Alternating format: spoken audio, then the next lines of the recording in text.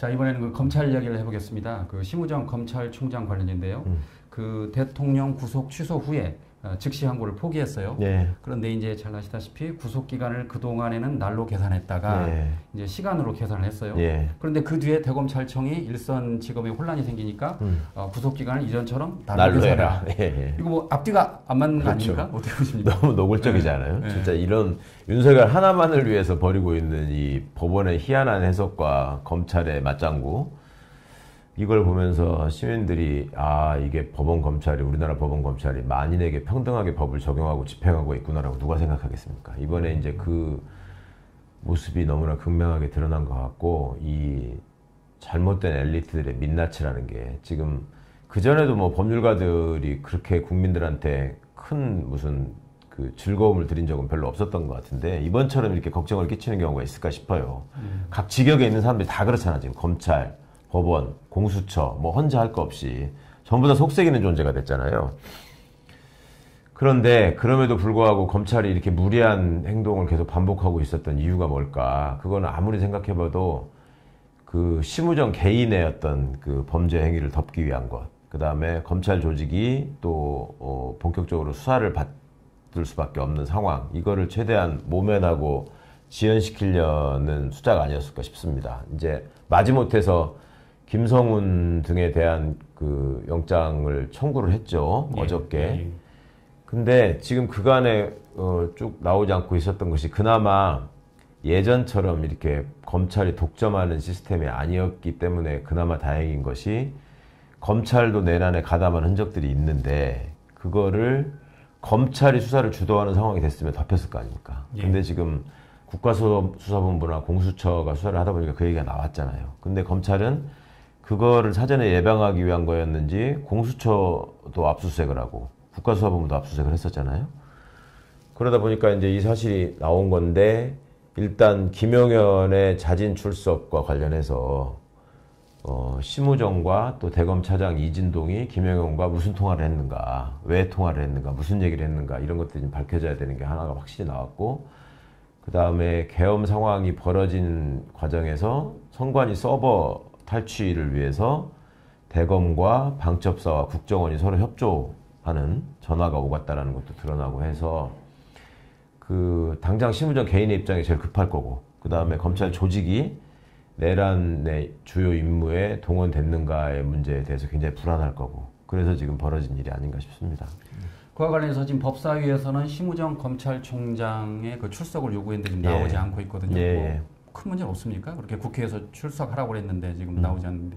그게 이제 그렇게 안 나오면 이제 과태료가 부과가 될 수 있고, 그 다음에 또 고발할 수 있거든요. 근데 고발을 하면은 그거를 또 수사하는 게 검찰이다 결국. 그러니까 우리가 그러니까 검찰총장 입장에서는 내가 수사하는 꼴이 되는데 그거에 대한 자신감이 있는 거죠. 그러니까 예전부터 이제 그렇게 뭉개고 안 나왔던 건데, 그래서 이제 그런 얘기를 하는 분들이 있죠. 어차피 지금 이게 더 늦어지고 국민들이 더 불안하게 되는 상황이 되면, 그러니까 파면이 더 늦어지고 불안한 상황이 되면 최성목과 심우정에 대해서는 탄핵소추 절차를 진행해야 된다. 그리고 그전에도 보셨지만은 탄핵소추를 하기 전에 전 단계로 법사위에서 청문회를 할 수 있거든요. 그거를 통해서 심우정 및 여타의 검찰 간부들, 지금 이제 내란과 관련돼 있을 거라고 생각하는 사람들에 대한 그 증인신문이 필요한 거 아니냐, 이런 얘기들이 지금 유력하게 나오고 있습니다. 그 의원님 그 개인 채널에서 그 서울법대 내란과를 언급하셨는데 제가 좀 재밌게 봤는데 어떤 내용인가요? 개인 채널뿐만 아니라 여러 방송에서 제가 말씀을 드렸는데, 저로서는 너무나 이제 자괴감이 들어서, 그리고 이번에 이제 이 내란의 주요 임무 종사자들로 움직인 사람들을 보면은 맨 처음에 이제 충암고 동문들이 떠올리실 거고, 그 다음에 주요 포스트에서 윤석열이가 누구를 믿고 이거를 감행하려고 했을 것인가. 그러니까 다 쿠데타 세력들은 본인의 어떤 믿음이 있는 그 친위 세력들이, 소위 똘마니가 있어야지 이게 가능한 일이잖아요. 그때 윤석열이 택한 그 간부들의 면면을 보면 다 서울대 법대를 나왔거나, 그 다음에 군인들은 다 육사 출신이고, 또 경찰들은 경찰대 출신이고, 이런 사람들이 모여서 지금 국민들을 이렇게 경악하게 하는, 나라를 망가뜨리는 짓들을 했는데, 이게 도대체 학교 다닐 때 뭘 배웠길래 이런 짓을 하느냐. 기본적으로 법대에서 배우는 거는 세상의 정의를 어떻게 실현하고 억울한 사람이 없게 만드는 과정에서 법이 어떤 역할을 해야 되는지 이런 거에 집중했다면 저런 짓을 안 했을 텐데 저거는 서울법대 내란과에서 공부하지 않은 이상 저런 일을 할 수가 없는 건데 저질렀다라는 뜻에서 제가 드린 말씀이고, 또 육사 쿠데타과도 말씀을 드렸죠. 육사라는 게 나라를 지키고 국헌을 수호하는 것이지 그 정권을 가진 자에게, 권력자에게 충성해가지고 국민들 앞에 총뿌리를 겨누는 이런 일은 이제 더 이상 우리가 없을 거라고 살아왔잖아요. 근데 이번에 그런 일이 또 벌어지니까 이거는 무슨 쿠데타를 전공한 놈들을 양성하지 않는 이상 이런 일이 있을 수 없다라는 뜻에서 육사 쿠데타과 혹은 육사 반란과가 있다라고 말씀을 드렸던 거고, 경찰대 부여학과를 또 말씀을 드렸어요. 경찰들은 자기들이 주도할 수는 없는 조직이니까 시키는 대로 부역을 하잖아요.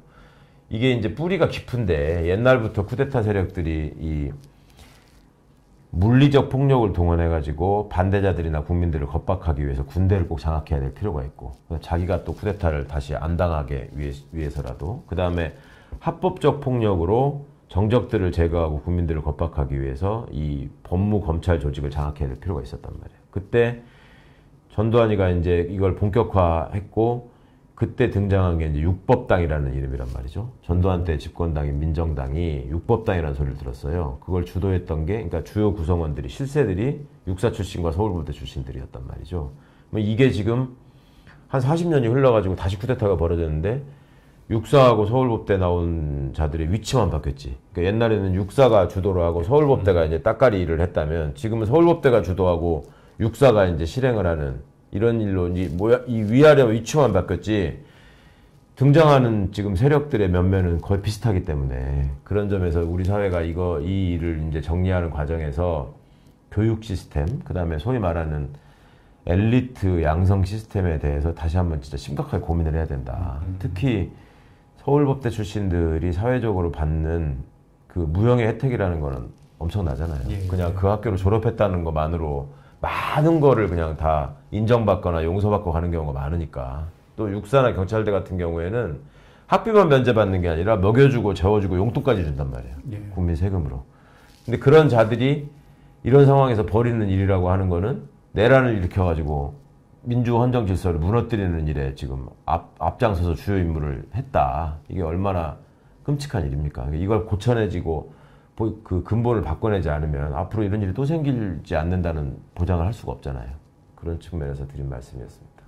그러니까 정리를 하면 옛날에는 육사와 법대인 육법당이 최근에는 결국 법육당이 된 셈이네요. 그러니까 다른 법대 나오신 분들이 억울할 수 있으니까 서울법대. 예. 꼭 서울대 내란과라고 하시는 분들이 있더라고. 서울법대 내란과. 서울법대 내란과. 의원님도 서울법대. 네. 서울법대에는 예전에 공법학과, 사법학과가 있었는데 지금 보니까 내란과하고 탄핵과하고 무관심과하고 세 가지가 있는 것 같아요. 그럼 본인은 어디? 저는 뭐 정과자과인 것 같은데.